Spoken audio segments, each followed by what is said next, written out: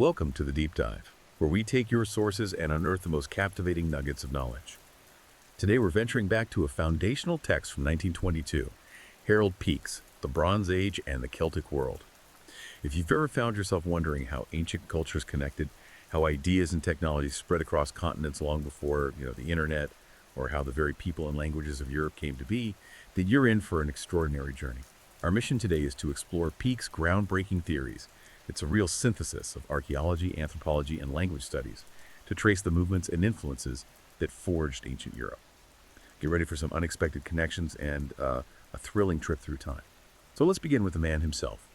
Who is Harold Peake, and why is this book, published over a century ago, still so important for us to explore today? Well, Peake was an FSA, that's a Fellow of the Society of Antiquaries, basically marking him as a respected, established authority in the world of archaeology back then. What's particularly striking about his approach in 1922 is how deliberately he positioned himself. He was an archaeologist really countering the prevalent philological, language-based approaches of his time. Ah, okay, so archaeology versus language studies. Exactly. He explicitly states that most of the previous attempts have been made by philologists, usually with little or no archaeological experience. He genuinely believed that the fresh discoveries made in the last quarter of a century, so that's the late 19th and early 20th centuries, placed his archaeological perspective in a vastly superior position for truly understanding ancient Europe. Wow, that's quite a claim. It really was. This wasn't just a minor academic squabble. It signaled a significant methodological shift. He was emphasizing tangible, excavated evidence. The artifacts, the bones, the landscapes over purely linguistic reconstructions. He even points to something as specific as the evolution and distribution of the leaf-shaped swords as providing a crucial test for previous theories.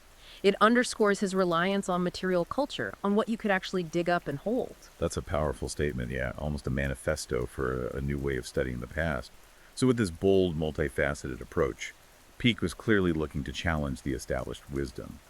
To truly appreciate his insights, we need to step into the world of 1922. The Great War had just ended, right? Sparking this renewed interest in national identities and deep histories. In that fervent atmosphere, what were the most burning questions about ancient Europe? And why did the Bronze Age and the Celts become such pivotal subjects for someone like Peake? It's true. The early 20th century was a cauldron of intellectual curiosity, often driven by the anxieties and triumphs of the modern era. For Peake, a critical problem he was addressing with real urgency revolved around the vast, almost unbelievable geographical contraction of Celtic languages. He highlights this dramatic historical shift. For 1,500 years, roughly from 500 AD onwards, Celtic tongues were confined to what he called the extreme northwest of Europe. Right, so places like Ireland, Scotland, Wales. Exactly. Ireland, the west of Scotland, the Isle of Man, Wales, Cornwall, and Brittany. And by his time, some of these languages, like those in Cornwall and the Isle of Man, were already on the verge of disappearing, or had basically ceased to be spoken entirely. Okay. However, and this is the crucial part, Peake emphasizes that ample evidence from the first century before the Christian era, primarily from Roman writers like Caesar and Strabo, clearly show that Celtic languages were spoken throughout all Europe, west of the Rhine and north of the Pyrenees and the southern slopes of the Alps. Wow, so a much, much bigger area. Oh, huge. And even further, they extended into many parts of Central Europe, the Balkans, and even Asia Minor. So for Peake, the big unresolved puzzle was this enormous geographical disparity. How and when did Celtic languages and people spread to these vast areas, only to contract so dramatically by later periods? It's a bit like finding a single tiny pond, but knowing that historical maps show it once covered an entire continent. How did it shrink? That's a stark contrast. Yeah. A huge ancient range versus a tiny modern one. Yeah. For Peake, how did this massive linguistic puzzle immediately translate into an archaeological problem? What specific mechanisms of expansion and contraction was he looking for evidence of, and how did he believe language could illuminate them? Precisely. It meant scholars were grappling not just with a vast geographical spread, but also a deep chronological puzzle. Peake wasn't content to look at just one piece of this puzzle, He intended to address this by systematically reviewing evidence from prehistoric archaeology. The material remains on the ground, physical anthropology, the study of human physical characteristics, and remains combined with comparative philology and the study of place names. So pulling everything together. Absolutely. This holistic approach was his strength.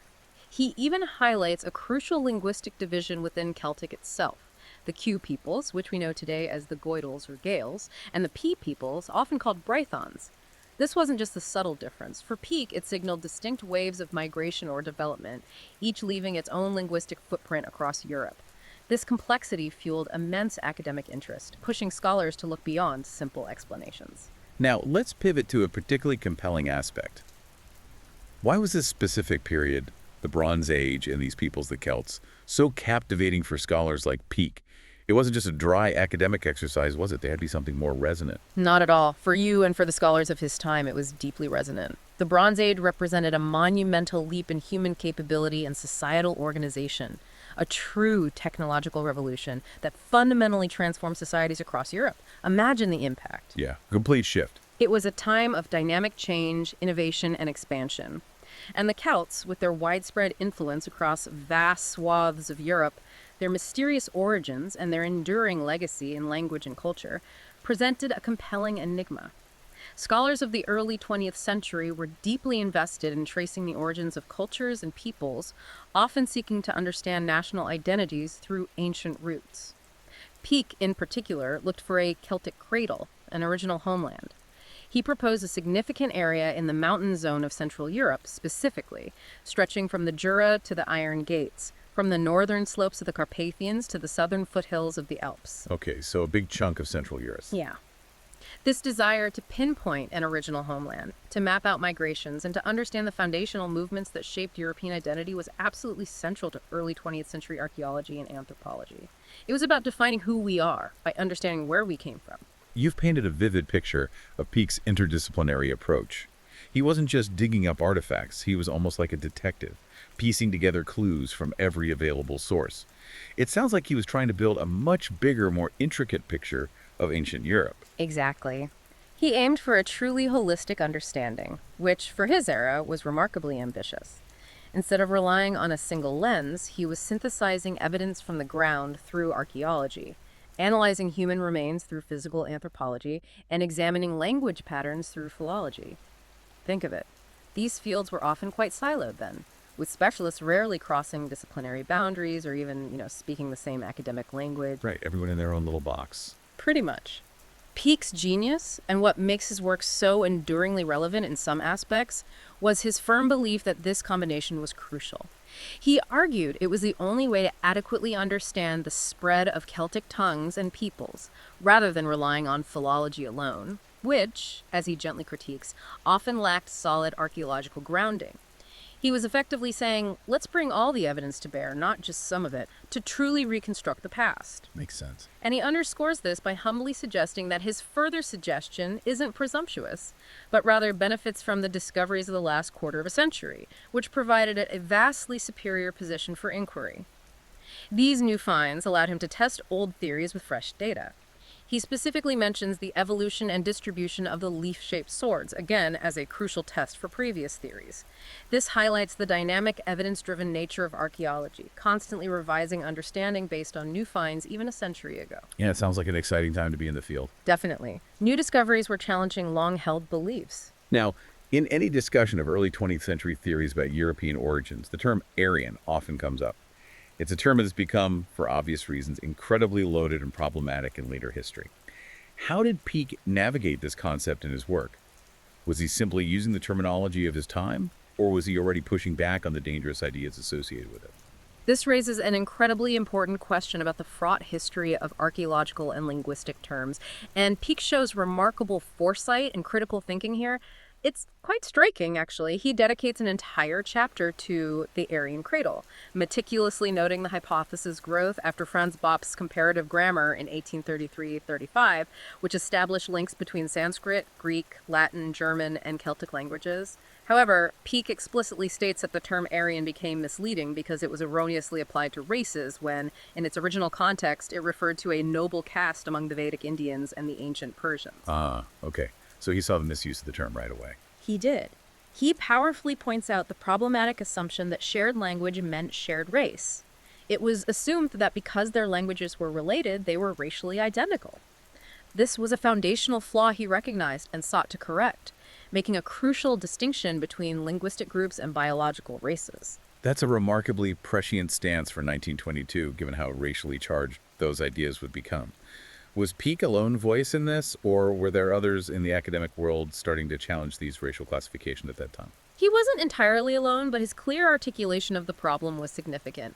He actually records the philologist Max Miller's assertion that the same blood runs in the veins of English soldiers as in the veins of the darkest Bengalese, and then notes that this statement caused the Nordic spirit in this country to rise in its wrath. Wow, so he knew it was controversial. Oh, absolutely. This clearly indicates his awareness of the racist implications and reactions prevalent in society. Peake observes that this theory of racial identity became associated with certain political opinions and so became distasteful to those with a different outlook. To avoid this confusion and the problematic racial connotations, he actively replaces Aryan with Wiros, a term suggested by Peter Giles specifically for the linguistic group. Wayros. Yeah. This is a crucial early acknowledgement of the dangers of misapplying scientific terms to justify political or racial agendas. Truly an insightful point for 1922, especially given what was to unfold later in the century. And Peake doesn't stop there. He directly challenges the idea that Wiros were superior creatures, or that the Nordic is the superior person. Really? Even back then? Yes. While he credits Nordics with being strong, robust, and courageous, possessing manly qualities, and a genius for administration, he concludes they are far from possessing a monopoly of the virtues.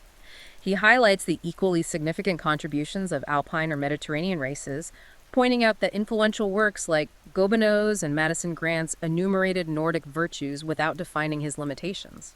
This demonstrates a remarkably nuanced and critical perspective on race for his era, actively countering the emerging tide of racial supremacism. That's genuinely impressive for the time. It really is. He really emphasizes that the early Winros, judged by linguistic evidence, were far from being supermen, and he cautions against allowing national and political prejudices to influence our opinions on such questions. It's a powerful statement. That's a powerful foundation. Now let's rewind to the heart of the Bronze Age revolution. For you, the listener, living through this period, what would this massive technological shift feel like? How did it fundamentally change human society, not just in terms of tools, but in daily life, power, and possibility? Right. If we connect this to the bigger picture, the transition from stone tools to metal was utterly transformative. A true game changer that reshaped every aspect of human society. Peake describes this evolution vividly, starting with early copper. Initially, copper was found in a native pure state and could be hammered, not melted, into simple ornaments or tools. This was the case until recent times around Lake Superior, for example. So just hammering it into shape. Exactly, a gradual, almost accidental entry of metal into the human toolkit. The real spark, though, the moment of profound realization, came when some copper ornaments probably fell into the fire, and it was thus discovered that it could be melted. Imagine for a moment an ancient artisan or villager observing this for the first time, a piece of metal, previously only shaped by brute force, now fluid, malleable, capable of being poured into molds. Yeah, that must have been mind-blowing. Absolutely. This accidental discovery, probably observed with curiosity and then experimented with, opened up a whole new realm of possibilities. Then, through trial and error with other metallic-looking ores, such as chalcopyrite, the understanding of smelting was developed. This wasn't just about finding a new material, it was a completely new way of understanding and interacting with the natural world, moving from passively using what nature provided to actively transforming it to literally remaking it. This was the true birth of the Metal Age. But copper wasn't the end of the story, right? Right. Bronze was the real leap forward, the revolution part. What made bronze so revolutionary, and how did its superior qualities accelerate these changes? Yes. What's particularly striking here is the specific innovation that truly drove the Bronze Age revolution, the alloy. Peake notes that the discovery that the addition of about 10% of tin to the copper produced an alloy of considerable hardness and no little toughness as well changed everything. So mixing tin in was the key. That was the key. This alloy, bronze, had properties far superior to pure copper, which was softer and bent easily. Bronze implements seldom chipped or turned during use, and if they did, their edges quickly renewed by hammering or grinding. Think of it. A tool that lasts longer, performs better, and can be easily sharpened again and again. This made metal not just useful, but demonstrably superior to stone. So flint tools basically became obsolete. Pretty much. Consequently, as Peake notes, the traffic in flint implements, even in obsidian, fell upon evil days, meaning these older, less effective materials rapidly declined in use in trade. This discovery of bronze was absolutely pivotal, marking the true dawn of a new era. The implications were vast, touching every aspect of life. Bronze meant stronger, more durable tools, which had a profound impact on agriculture. Right, better farming tools? Exactly. Imagine a farmer with a bronze sickle, able to harvest crops far more efficiently than with a flint blade. This meant greater food production, supporting larger populations and leading to more settled, complex societies. It also led to more efficient crafting in general, allowing for more intricate and robust manufactured goods from jewelry to household items. And crucially, it meant deadlier weapons. Yes, the military side. Peake later discusses the evolution of leaf-shaped swords, signaling a shift towards more organized open combat and the need for greater reach and cutting power. All of this was directly tied to the superior qualities of bronze. This fundamentally changed not just individual tasks, but also the balance of power, both within and between societies. Warfare became more organized, perhaps more devastating, and those who controlled bronze had a distinct advantage. So if you're suddenly making bronze, you need copper and tin. These weren't necessarily found in the same places across ancient Europe. How did this need for specific, geographically dispersed resources kickstart what sounds like an early form of globalization, connecting far-flung regions in unprecedented ways? This raises a crucial question about resource geography and the genesis of long-distance trade. It really forced connection. Peake theorizes that the initial discovery of metalworking must have taken place somewhere in Western Asia, in Asia Minor, Armenia, or Persia. From there, the knowledge spread, reaching Egypt around 40 to 41 BC, likely carried by invading peoples. As he notes, there's no evidence of organized trade at that very initial point. Okay, so knowledge spread first, maybe through migration. Right. More critically for bronze, Babylonians were already aware of tin as early as 2800 BC. This is evidenced by a tablet from the reign of Sargon of Akkad, referring to the tin land Kuki. This isn't just a casual mention, it implies they were already using it to harden copper, demonstrating an established understanding of bronze metallurgy and the need for its key components. This early recognition of tin's value set the stage for extensive and highly organized trade networks. Think about it. Once you realize two distinct materials found in different places create a vastly superior product, the incentive for moving those materials across great distances becomes incredibly strong. So tin was known, and it was incredibly valuable. But how did it actually get around?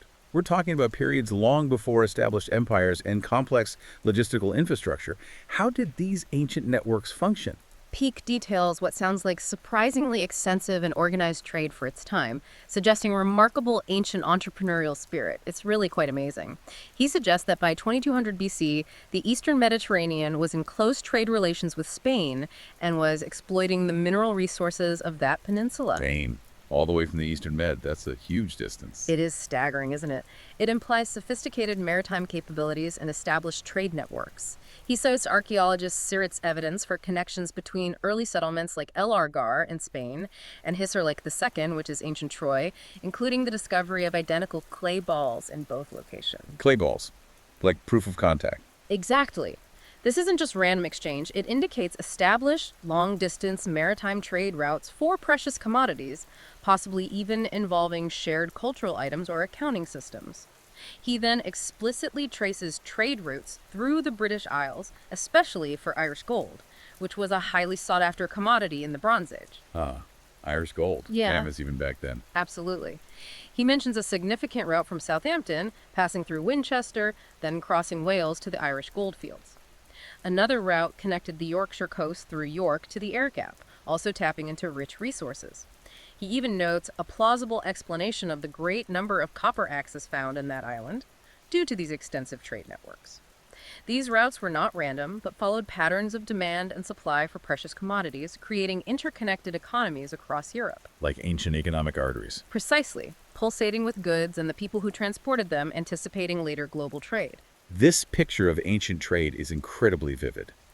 Now let's turn to the heart of Peake's focus, the Celts. When he talks about them, who exactly is he referring to? Where did he believe they lived, and what characterized their culture from his 1922 perspective, given his focus on origins and movement? Right, the Celts. For Peake, the Celtic tongues were his primary identifier, the most consistent thread he could follow through history. As we discussed earlier, their modern distribution was a mere fraction of their ancient range. He sought to identify a Celtic cradle, an origin point which he located in the mountain zone of Central Europe, stretching from the Jura Mountains to the Iron Gates. So that area we mentioned before. Yes. He later distinguishes between two crucial linguistic groups: the Q-speaking peoples, which he refers to as Goidels or Gaels, and the P-speaking peoples, the Brythons. This wasn't just a subtle linguistic difference. For him, it was evidence of potentially different waves of migration, each carrying a subtly distinct form of the Celtic language and spreading it across the continent. Okay, Q Celts and P Celts. Does Well- he talk much about their art or religion? Interestingly, Peake's book focuses heavily on the origins of these peoples and their linguistic spread, more than detailed descriptions of their art or religion per se. It's important to remember his primary focus: migration, physical evidence, technology diffusion. While he didn't delve extensively into the artistic or spiritual lives of the Celts themselves, his work provides the foundational structure upon which later archaeologists and historians would build. However, he does indirectly paint a picture of their social organization through his descriptions of the various races he identifies as contributing to the Celtic world. He primarily contrasts two main groups: the Alpine people and the Nordic, or steppe folk. Alpine versus Nordic. What were the differences according to him? He characterizes the Alpine people of his proposed Celtic cradle as patient, plodding, and hardworking. He notes their practical adaptations, like living in pile dwellings for security from wild animals and less scrupulous neighbor. Pile dwellings, like houses on stilts. Exactly. And developing habits of thrift due to the long, snowbound winters that required careful food storage. These were primarily settled farmers, tied to the land, and notably lacking in the spirit of adventure. In stark contrast, he describes the Nordic, or steppe folk, as robust, with a large and long head, an elongated face, and, according to some examples, with hair more or less fair. So physically different and culturally different, too. Very much so, in his view. They were known for their roaming instincts and devotion to the horse, which they used for herding cattle on grassy plains. Crucially, the Nordic has a natural instinct for governing and administration, and, according to Peake, would despise menial work like farming. This implies a hierarchical and mobile lifestyle. That's a really clear contrast in lifestyle and perceived temperament. So if these two distinct groups, the settled Alpine farmers and the nomadic adventurous Nordics, met in the Celtic cradle, or during migrations, what would happen according to Peake? What kind of social structure would emerge from that interaction, and how did he see it forming early Celtic society? Peake proposed a clear, even stark social hierarchy arising from such an encounter. He states quite definitively that if two such peoples come into contact and settle down together, there can be but one result. The Nordic becomes a lord and his people a privileged nobility, while the Alpine becomes eventually a serf. Wow, okay, so conquest and stratification right from the start. That's absolutely central to his understanding of early Celtic society. He even draws parallels to what he calls color prejudice of his own time, noting the Nordic's strong racial exclusiveness and reluctance to intermarry, which he believed maintained racial purity. This suggests he saw early Celtic society as a tiered system, with an aristocratic, warlike, long-headed Nordic elite ruling over broader, more numerous, broad-headed Alpine peasantry. This dynamic, in his view, was a foundational element. Interesting. And how did he link this back to the Bronze Age itself? He directly links the spread of Celtic languages to the monumental developments of the Bronze Age. He argues that the Cuiros speakers, his proto-Celts, the Goidels or Gaels, were armed with bronze leaf-shaped swords. He identifies these swords as originating in the Hungarian plain, evolving from earlier Argival daggers, that's a dagger with a pointed arch-like shape. These swords, with their distinct design and superior metallurgy, became the crucial test for tracing their movements across Europe. So the swords track the people and the language. That was his argument. This directly connects the linguistic and ethnic identity of early Celts to the spread of bronze technology and its associated migrations across Europe, painting a picture of these Q Celts as a dynamic, conquering force, literally cutting a path through the continent. So this wasn't a static world at all. It was a swirling maelstrom of movement and interaction. Peake talks a lot about different peoples moving around Europe, often over vast distances, driven by various factors. Who were these early inhabitants he tracked? And what kinds of physical and cultural clues did he use to piece together their incredible journeys, stretching back tens of thousands of years? Indeed, ancient Europe was anything but static. It was a veritable melting pot of migrations and cultural exchanges, stretching back into incredibly deep history.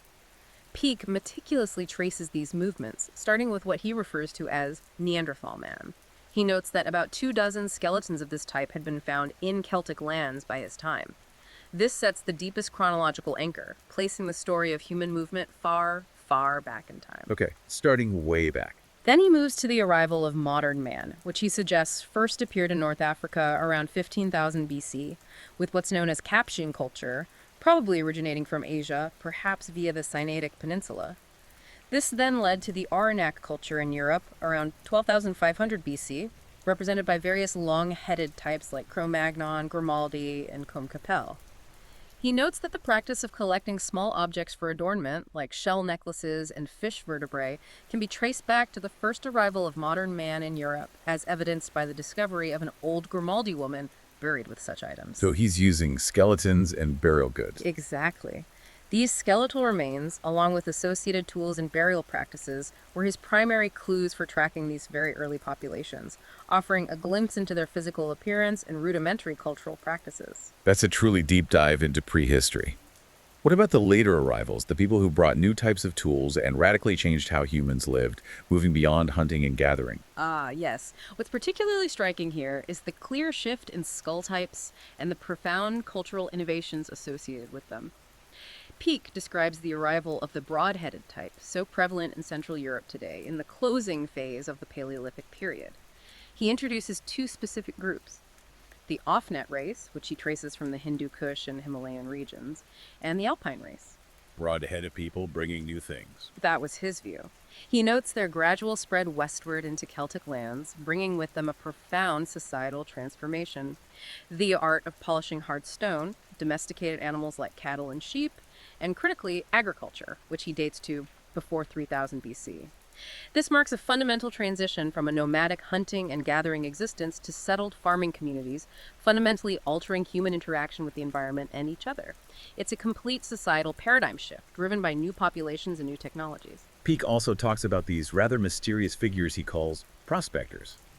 Who were they, and what was their crucial, perhaps overlooked, role in shaping these cultures and driving these early changes, especially the adoption of metals? Yes, the prospectors. This is one of Peake's distinctive contributions to early 20th century anthropology, quite unique to him. He describes them primarily by their physical characteristics and their economic activities, almost like a specific ancient professional class. Physically, they were powerfully built, often intensely dark, broad-headed, broad-faced, strong, and square-jawed men. A very specific physical type. Where were they found? Their distribution was quite specific, found on certain coastal patches, often curiously associated with megaliths in Wales, as well as other maritime trading centers. These were not random wanderers. Behaviorally, they were remarkably clever, especially at money-making, engaging more in trade than in manufacture, particularly in overseas commodities. So ancient traders, basically. Exactly. Their distribution is consistently in maritime trading centers and ancient mining or trade areas, clearly indicating their economic niche. They were the original entrepreneurs driven by profit. Where did he think these prospectors came from? And how did they spread their influence across such vast distances, especially with something as complex as metalworking? Peake believes they originated from the eastern Mediterranean region, possibly even from the Persian Gulf, where they had been known as Sumerians. Their crucial role, according to him, was to introduce the use of metal into the west and north, driven by their relentless search for precious ores. They were essentially the ancient world's resource explorers and merchants, facilitating the spread of groundbreaking technologies like metalworking. But not conquerors. No, significantly, he portrays them as traders and businessmen, not the kind of men to lead warlike expeditions, contrasting them with the conquering types he associates with later migrations. They diffused metalworking knowledge and trade through commerce and interaction, rather than imposing their culture through conquest, creating vital nodes in the ancient global network. So we have these gradual shifts in the work of traders, but also sudden dramatic events like droughts. How did climate influence these vast migrations, literally forcing people to move and reshaping populations across continents? Peake argues that periods of light rainfall or prolonged drought in the stepplands were major catalysts for widespread dispersal of nomadic steppe folk. Imagine generations facing failing crops and parched pastures. The only option is to move, right? He suggests a particularly significant drought occurred between 2400 and 2200 BC, which led to large-scale migrations as these groups sought wetter regions and richer pastures for their herds. A climate-driven migration. Exactly. Such environmental pressures could trigger chain reactions across continents. He highlights how the disappearance of two settled agricultural civilizations on the borders of the steppe folk, the Tripolje settlements in Ukraine and those at Anau, synchronized with this drought period, indicating they were either driven out by the drought itself or by the advancing nomadic hordes. He directly links the spread of the Cywiro speech, the Goidelic or Gaelic branch of Celtic, to the movement of peoples armed with bronze, leaf-shaped swords. Attack of the Swords again. Yes, they're central. He identifies these as an invasion of people who came from Central Europe, specifically steppe folk from the Hungarian plain. These were the Nordic adventurers, characterized as tall, fair, and long-headed, with a pronounced spirit of adventure. These groups were instrumental in introducing the leaf-shaped swords into Greek lands, often identified with the Achaeans around 1250 BC and later into Italy, forming the essential Roman patrician gentes and eventually reaching the British Isles. So a wave of conquest, basically. That's how he saw it. Peake emphasizes the great suddenness of their spread, with little, if any, modification of form of the swords, which he argues strongly points to conquest and rapid expansion rather than slow, peaceful trade. These were truly warrior migrations. And then came the Iron Swords, which sounds like another massive shift, perhaps even more impactful than bronze, fundamentally altering warfare and the balance of power. What did this new technology herald for Europe? Indeed, a huge shift. Peake identifies a later, equally significant wave of migration associated with the Men of the Iron Sword, who he believed introduced a P-tongue, the Brythonic branch of Celtic. He places their origin in the Kobani region, just north of the Caucasus Mountains, around 1150 BC. He speculates they were possibly steppe folk from the Hungarian plain who had settled there for a time before mastering ironworking and moving again. The key here is the mastery of a new, stronger metal. Making them much more formidable. Exactly. This arrival of iron-wielding peoples caused a widespread exodus of the bronze-using Q-celts from the mountain zone. These Cymri, as he sometimes calls them, thought to be ancestors of the historical Sumerians, were a formidable force. They invaded Central Europe, pushed up the Danube Valley, swept into Italy, creating the distinctive Villanova culture, and were linked to the Dorian invasion of Greece around 1000 BC. So iron really shook things up. Fundamentally, the shift from bronze to iron wasn't just a technological upgrade. It represented new waves of people, new military strategies, and significant societal upheaval across Europe, fundamentally reshaping its linguistic and cultural map. Peake generally favors diffusion, the spread of ideas and people from one point to another to explain cultural similarities over wide areas. He sees trade routes as primary vectors for goods and ideas, and migrations or invasions as the drivers for more significant cultural shifts like metalworking, languages, and sword types. So he leaned towards ideas spreading rather than popping up independently. Generally, yes. He often critiques theories of independent local innovation where a diffused origin seems more plausible to him, especially when faced with widespread similar artifact distributions. For instance, he points to the double parentage of the beaker type, a distinctive pottery, or the widespread distribution of fingertip ware, accompanying the Type G swords as strong evidence of migrating peoples rather than isolated local developments.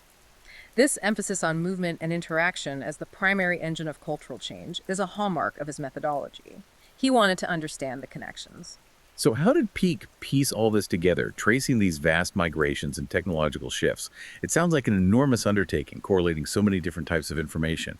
What kinds of tangible clues was he looking for in the ground, and how did he interpret them? He used an incredibly wide array of evidence, all meticulously documented through the archaeological finds available in his day.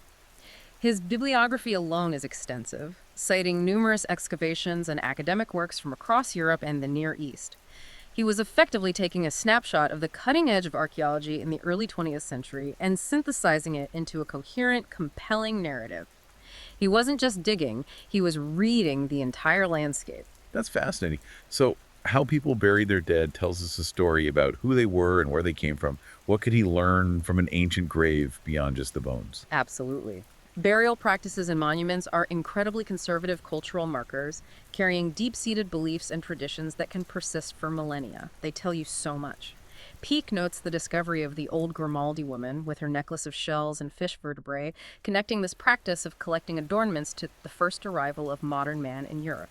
This suggests cultural continuity over vast stretches of time. Little clues linking people across millennia. Exactly. He also discusses the varied skeletal remains of Neanderthal man, highlighting early patterns of burial.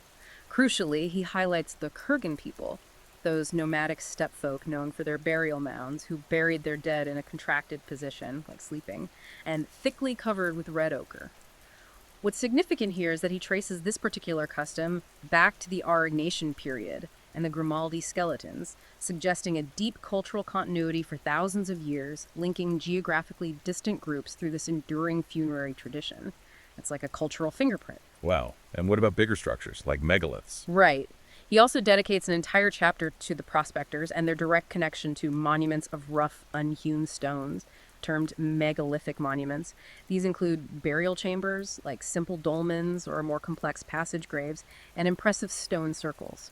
He notes their distribution around significant sites like Salisbury Plain in England, think Stonehenge, and in the Morbihan region of Brittany, areas often found near tin and gold deposits. So the monuments are linked to the prospectors and resources. That was his connection. This shows how burial architecture itself, particularly these massive stone structures, was a key piece of the puzzle, indicating not just cultural presence, but also economic activity tied to resource exploitation.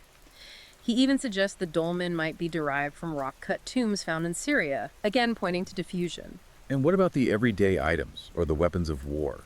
What secrets did they reveal about status, society, technology, and even the mindset of these ancient peoples? This is where Peake's analysis becomes really granular and truly highlights his archaeological focus.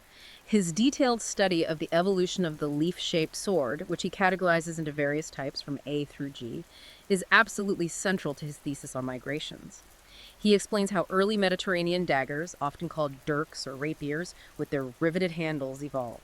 The increased size of the daggers, sometimes to enormous proportions, made the riveted joint more apparent as a point of weakness in combat. So the design had to change for fighting. Exactly. He connects this to specific cultural traits. The Nordics, fighters above all else, paid much attention to their weapons. This focus on martial technology led to the innovation of casting the Taimen blade in one piece, forming the distinctive leaf-shaped sword designed explicitly for open combat and the need for greater reach. This wasn't just a better weapon. It represented a new mode of warfare and a different warrior culture. More than just swords, though, right? Oh, yes. Beyond swords, he also examines a wide range of other artifacts. He looks at copper daggers and flat axes, which he uses to trace ancient trade routes for metals, like breadcrumbs across the continent.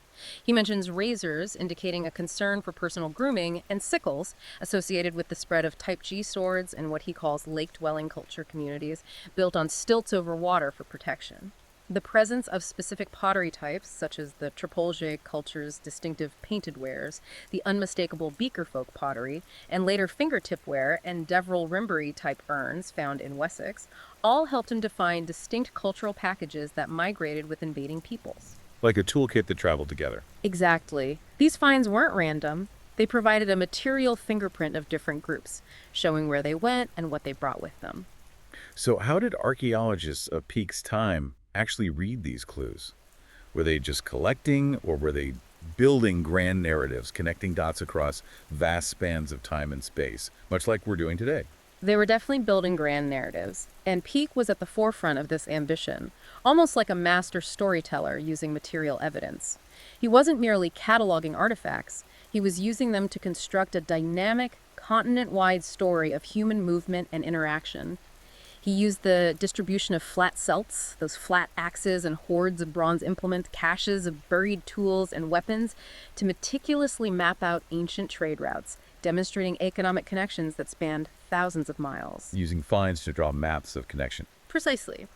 The presence of specific pottery types helped define distinct cultural groups and trace their movements, often across what we now call national boundaries.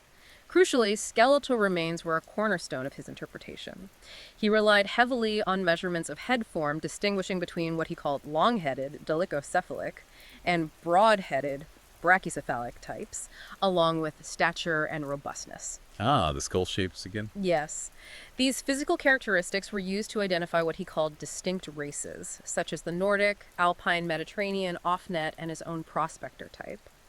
This kind of synthesis, though sometimes problematic by today's standards for its rigid racial classifications, was truly pioneering for its era. It represented an audacious attempt to connect physical anthropology directly to cultural movements and historical events. He effectively used the archaeological record to populate his story of migrations and cultural exchange, breathing life into ancient bones and broken pottery. So after this incredible tour through Harold Peake's scholarship, let's fast forward over 100 years. For you, the learner, What of Peake's ideas do you think still resonate or laid important groundwork for understanding ancient Europe, even if some of the details have been refined? What truly stands the test of time? Right, looking back now, if we connect this to the bigger picture, Peake's insistence on an interdisciplinary approach combining archaeology, anthropology, and philology remains incredibly influential. Modern archaeology still strives for this holistic perspective, recognizing the limitations of studying any single aspect in isolation. That multi-angles approach is still key. Absolutely. His detailed mapping of artifact distribution, particularly the evolution and spread of the leaf-shaped swords, provided concrete archaeological evidence for major population movements and cultural diffusion. This methodological rigor in tracing material culture, how things changed and spread, is a foundational aspect of archaeological study today. Furthermore, his recognition of the crucial role of long-distance trade in cultural diffusion, especially for essential metals like copper and tin, is still fundamental to our understanding of ancient economies and interconnections. He showed that early Europe wasn't isolated, but a vibrant network. And his identification of distinct physical types linked to specific cultural groups, even if his race concepts are now understood differently and often problematized through genetic studies, spurred important questions about population dynamics, genetic inheritance, and the movement of different populations across the landscape. He initiated a conversation that continues to evolve, pushing us to ask who moved, when, and where.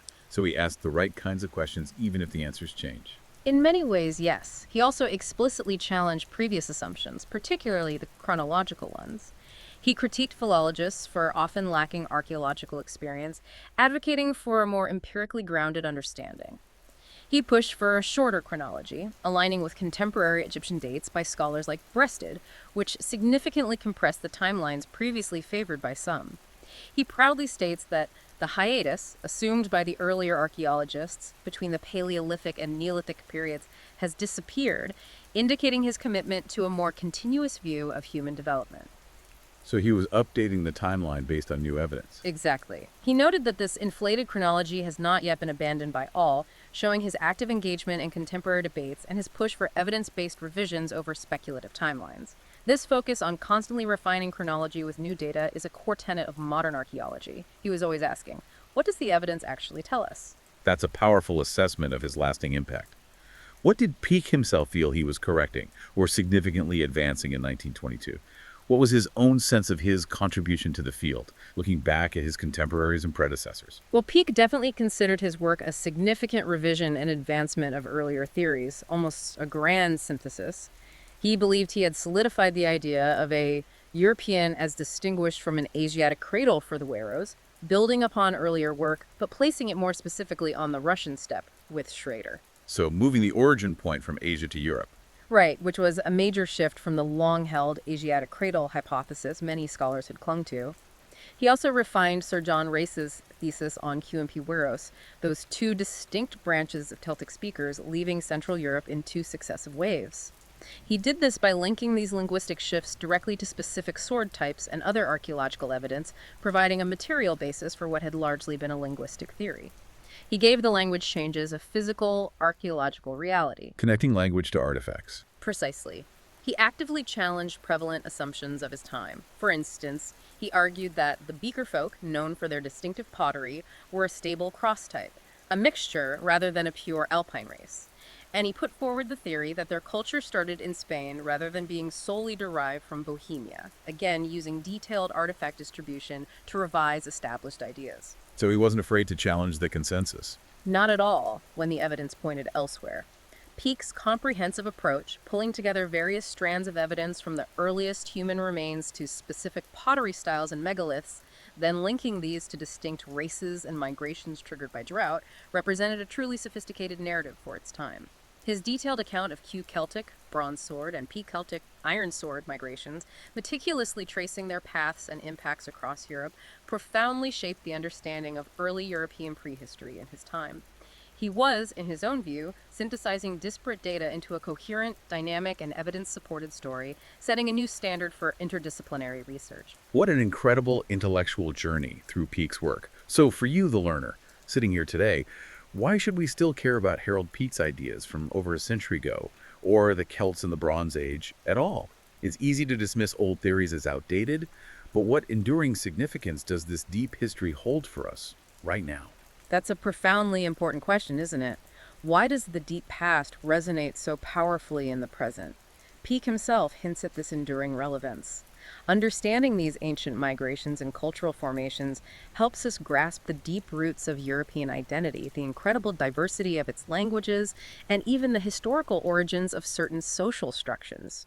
It reminds us that our present isn't static, but is built upon layers of millennia of human interaction, dramatic technological shifts, and persistent environmental pressures. So it helps explain the now. Exactly. For you, the learner, it's a shortcut to understanding the complex tapestry that underlies modern Europe, why regions have certain languages, why some cultural traits persist, and how interconnected our world has always been.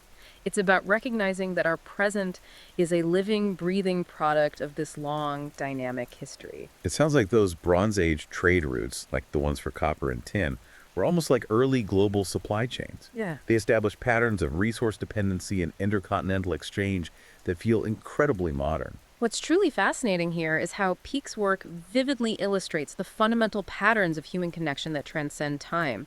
Think of it like the shift from horses to cars in terms of how quickly it changed society. The necessity of long-distance trade in copper and tin, the industrious prospectors seeking precious commodities across the Mediterranean, the sudden rapid spread of groundbreaking technologies like bronze and then iron and the peoples associated with them. These are all ancient parallels to our modern globalized world. Yeah, you can really see the echoes. Absolutely. It highlights how resource dependency, economic incentives, and the pursuit of valuable goods have driven human interaction for thousands of years, creating networks that transcended local boundaries and laid the groundwork for future civilizations.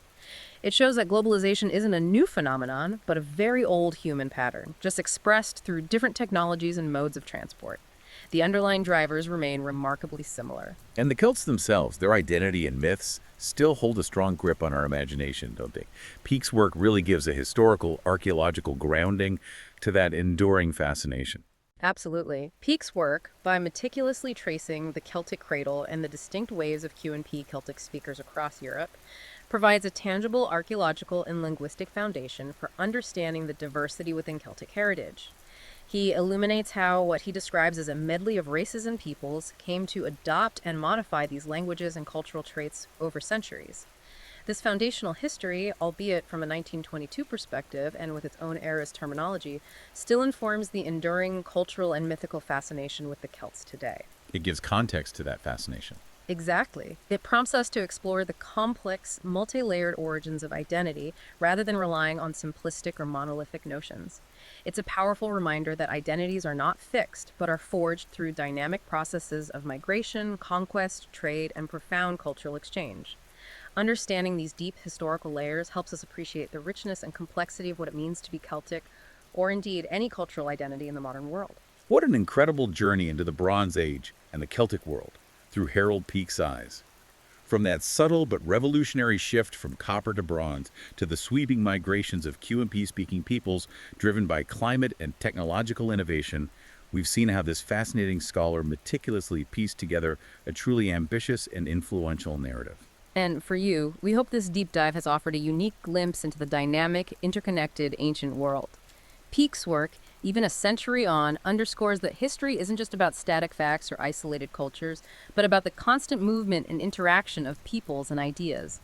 It was a world shaped by bold adventurers, clever traders, and powerful warriors, all leaving their indelible mark on the landscape and languages of Europe. Here's a thought to mull over as you go about your day. Peake argued that these waves of migration and the clash of cultures led to the distinct social structures and linguistic patterns we still see in Europe today. If ancient droughts and new technologies could reshape entire civilizations through mass migration and conquest, what subtle environmental or technological shifts today might be setting the stage for the next great human reshuffling? What new cultural groups or identities might be forming right now beneath the surface of our modern world, just waiting for a future Harold Peake to unravel their story?